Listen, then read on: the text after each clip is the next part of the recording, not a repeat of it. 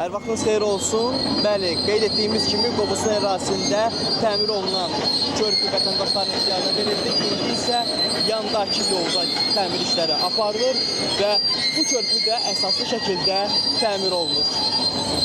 Hazırda görüntüləri sizə operatorun Farid Şıxəlizadə təqdim edir.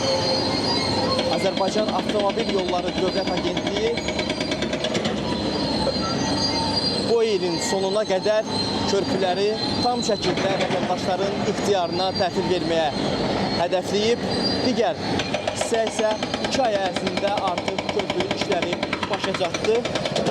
Qeyd edeyim ki, olduğumuz ərazi M2 Bakı Ələt Qazax Gürcüstanla dövlət sərhəddi avtomobil yolunun 55-ci kilometrliyidir.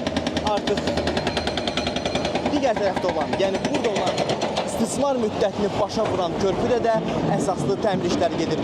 Yol təmirə təhvil verildikdən sonra isə vətəndaşlar üçün daha rahat və əlçatan nəqliyyat infrastrukturu vətəndaşların ixtiyarına verilmiş olacaq. Bizim isə buradan çatdırmaq istədiyimiz informasiya bundan ibarət idi. Sözü sizə ötürürəm.